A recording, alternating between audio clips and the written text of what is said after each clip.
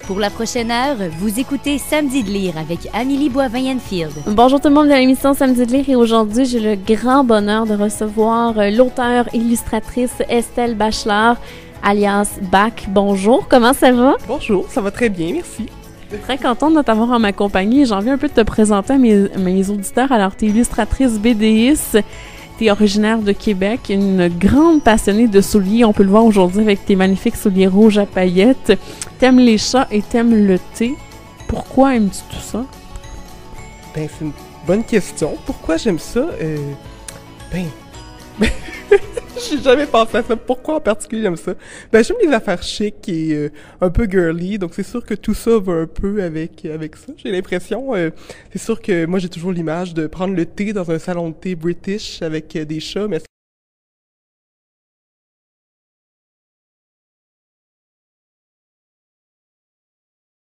il me semble que c'est vraiment une belle image que j'ai en tête. Et là, tu fais parce que dernièrement, t'es allée à Londres, justement, parce que ta bande dessinée, C'est pas facile d'être une fille, a été distribuée là-bas, du côté de Londres, en anglais.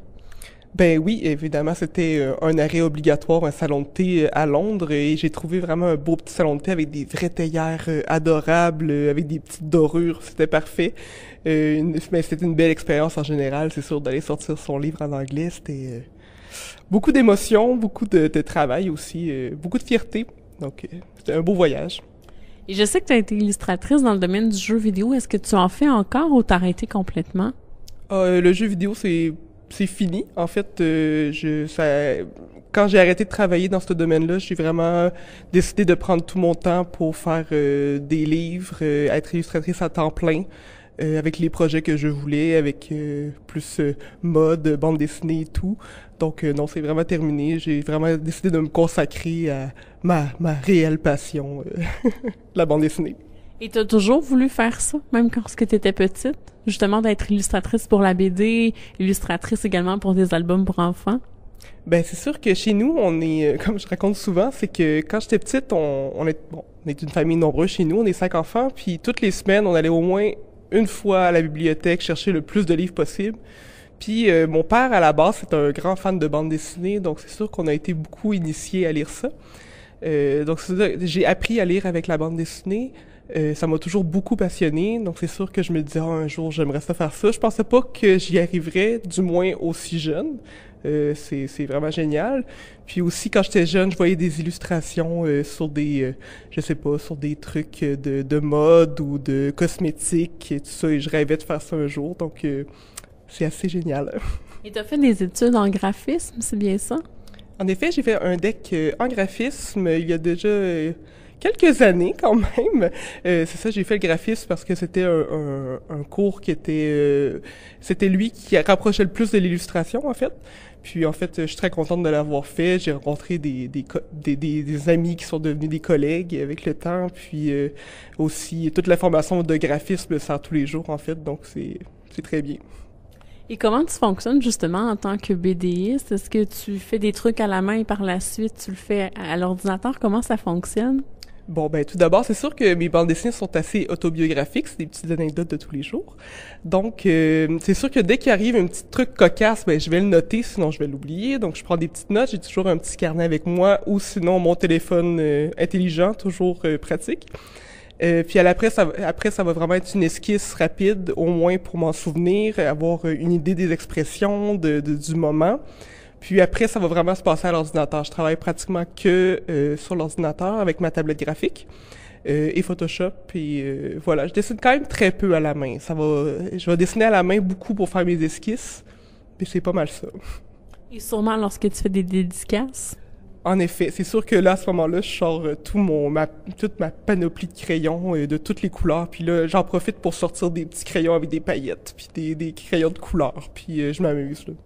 C'est ça qui est particulier dans le domaine de la BD, les dédicaces. Les BDistes font toujours un dessin aux gens qui viennent les voir en dédicace. Alors, ça prend un peu plus de temps que juste d'écrire un petit mot, là. Ben, en effet, c'est sûr que ça va prendre un petit peu plus de temps. C'est sûr qu'avec le temps, on essaie de trouver un petit raccourci, au moins trouver quelque chose qui dessine peut-être un peu plus rapidement pour que les gens, comment je pourrais dire ça, le plus de gens possible puissent en avoir. C'est sûr qu'il y a des auteurs que ça va être un peu plus long, ils vont prendre plus leur temps. Moi, je préfère rencontrer le plus de monde possible et m'amuser, puis rencontrer les gens, là. Et t'as publié il y a quelques années le premier tome de C'est pas facile d'être une fille, qui a connu quand même un bon succès, où on retrouvait vraiment plein d'anecdotes de ta vie de fille, et on se retrouvait, nous, en tant que filles, vraiment dans cet ouvrage-là, là. Ben en effet, c'est vrai, c'est le commentaire que je reçois le plus, c'est vraiment les filles qui me disent hey, je me reconnais, c'est une thérapie pour moi, merci de me faire je me sens plus tout seul, merci beaucoup. Puis moi d'un côté, ça me fait plaisir parce que c'est une thérapie pour moi aussi de savoir que je suis pas tout seul. Donc c'est ça, c'est vraiment le commentaire que je reçois le plus, puis je trouve que c'est vraiment positif. Et le tome 2, là, c'est pas facile d'être une fille. Là, on te suit dans la préparation à ton mariage. Et c'est ta vraie préparation au mariage parce que moi, je te suivais sur Facebook et on te suivait là-dedans. Puis c'est ça qui était rigolo de le retrouver dans la BD. Ben c'est vrai que c'est vraiment c'est ma vraie vie, hein. Donc c'est sûr que là ça fait à peu près ça fait bientôt 1 an en fait que c'est passé mon mariage, mais c'est sûr que tout le long de la préparation je prenais des notes, je me disais c'est sûr que ça va être une source inépuisable d'anecdotes.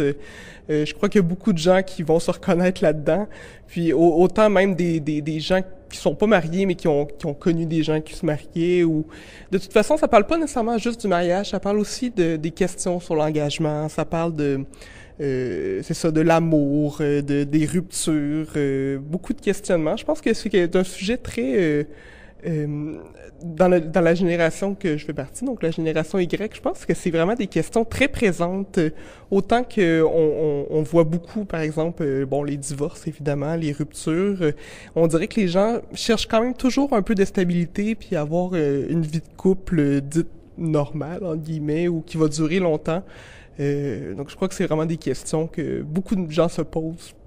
Et comment ça a été justement de te replonger dans cette période-là? Ben, c'est drôle parce que c'est sûr que j'avais pris beaucoup de notes. Donc quand je suis arrivée, le mariage a été terminé, ben je me suis mis entièrement sur ma bande dessinée. Puis c'est drôle parce que là, évidemment, je recherchais des références dans mes photos de mariage. Puis là, je me rendais compte que ça faisait 1 heure que je regardais mes photos, tu sais. Donc, je me disais, je vais aller regarder ma robe, comment elle était faite, comment telle chose s'était passée. Puis c'est ça, finalement, je perdais du temps en fou parce que ça me replongeait dans mes souvenirs. Puis c'est sûr que c'est des bons moments, donc oui. Tes fameux souliers de mariage qui étaient hyper originales. Oui, ben c'est sûr que ça devient ma marque de commerce un peu. Il y a une compagnie de souliers que j'adore, que c'est des souliers totalement un peu farfelus, je pourrais dire, ou un peu originaux, ils ressortent un peu de l'ordinaire. Mais c'est sûr que puis j'ai pas raconté dans la BD mon histoire de souliers de mariage, mais ça avait été une épopée, hein. Les gens qui me suivaient sur Facebook, ils avaient trouvé ça assez comique, là. Je me disais mes lectrices vont apprécier faire une histoire courte, j'avais commandé les souliers en Belgique, puis j'étais allé les chercher parce que j'avais un contrat en Belgique, en tout cas. Tu sais, il me fallait cette paire de souliers-là en particulier. Oui, voilà. Parlons-en de la Belgique, parce que tu étais là-bas, en tant que BDiste. Il y avait un événement majeur où tu dessinais à l'extérieur, hein? Ben oui, en fait, c'est sûr que je commence à avoir une spécialisation en dessin en direct. En fait, j'en fais beaucoup. J'ai été dans l'impro BD à Québec, puis je fais aussi beaucoup d'événements avec dessin en direct. Ça s'en vient de plus en plus populaire, j'ai l'impression. Puis c'est ça, j'avais été engagée pour aller dessiner en direct au marché de Noël de Bruxelles, où la ville de Québec était la ville invitée. Donc on avait vraiment une grosse section complète dans le marché de Noël. C'est un des plus gros marchés de Noël en Europe. Donc c'est vraiment agréable. Moi j'adore Noël, donc c'était un moment parfait. Mais aussi on avait vraiment une section pour la ville de Québec où il y avait de la tire d'érable, où il y avait on pouvait goûter à des queues de castor, on pouvait goûter à du caribou. Puis c'est ça, nous on avait une scène, donc il y avait dessin en direct, il y avait du cirque, il y avait de la musique, des chanteuses, il y avait un peu de tout. Donc c'était vraiment pour montrer la culture au Québec. Donc je crois que c'était bien. Si tu me permets, Estelle, on s'arrête et au retour, on continue de parler de toi et de ton travail.